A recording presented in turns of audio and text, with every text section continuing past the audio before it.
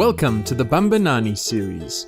Every child has a right to quality education, and teaching inclusively can contribute to achieving that goal. This series of videos illustrates how teachers are teaching inclusively in South African classrooms. The videos focus on teaching numeracy and literacy in the foundation and intermediate phases.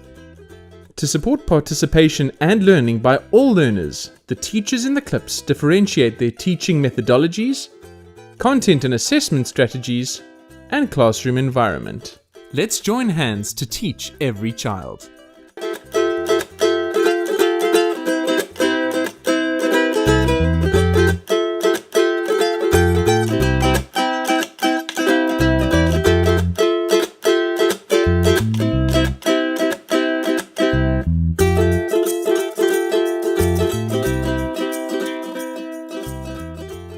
Hello, my name is Mrs. Fisher. I'm a grade 4 English teacher at I.R. Griffith Primary School.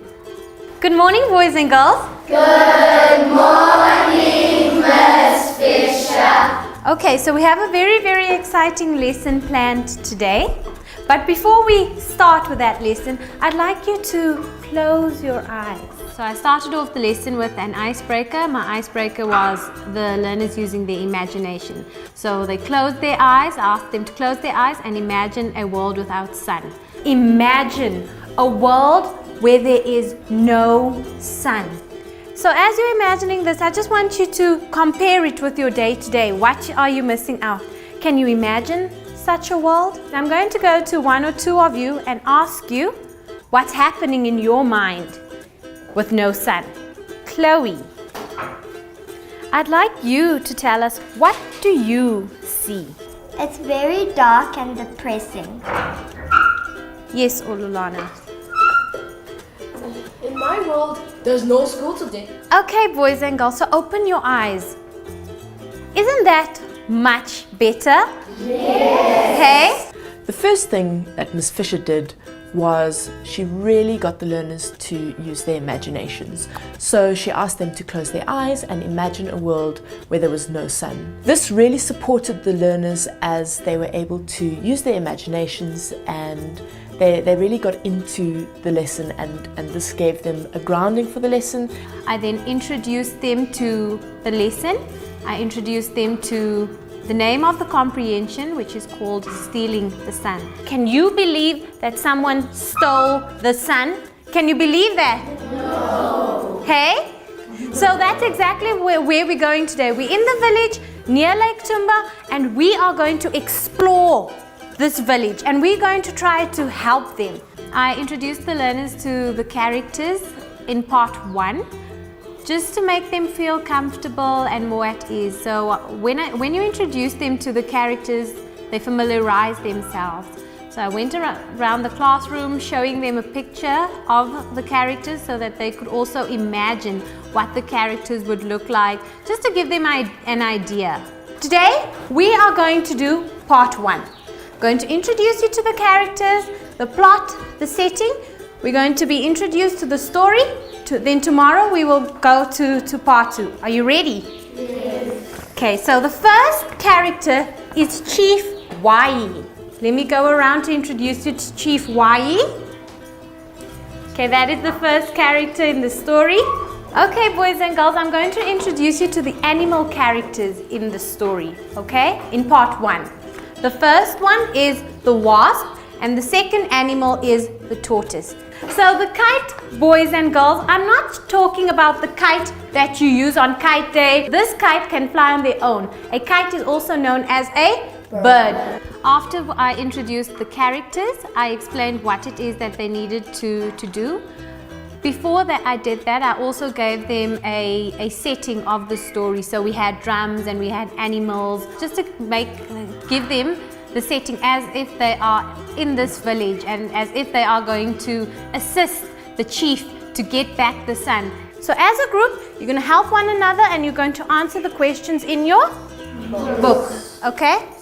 Once you're done with that, as a group, you are going to further discuss the story, and you're going to think about what happens next in part 2.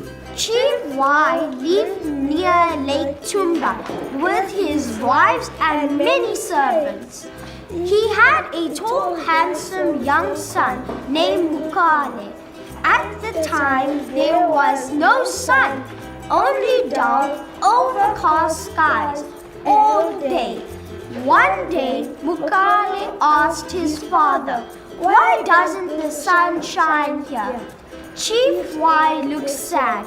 "It was stolen away a very long time ago." "I'll go and get the sun back for you," said Mukale.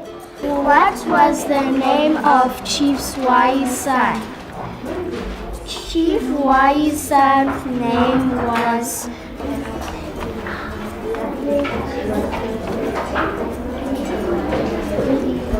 He had a tall, handsome young son named Makuru.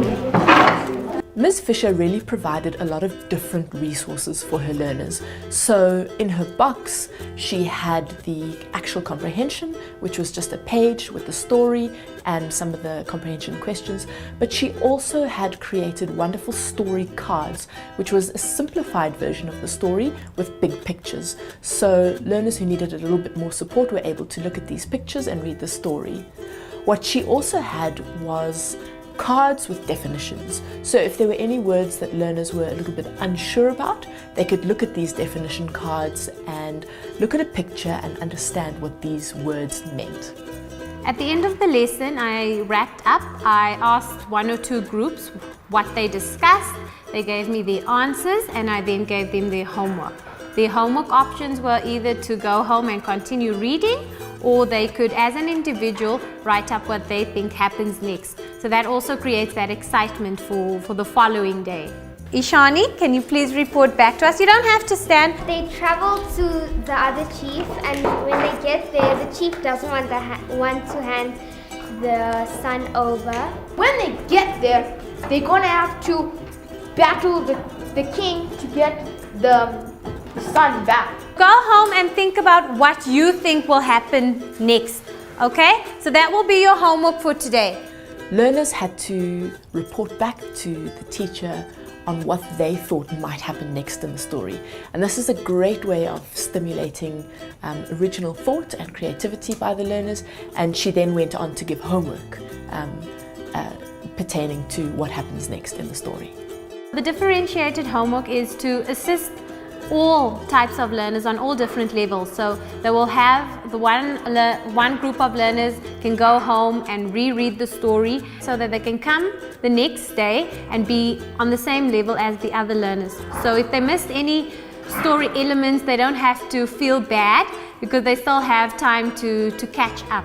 Ms. Fisher also circulated around the class quite a lot during the time when the learners were reading the story.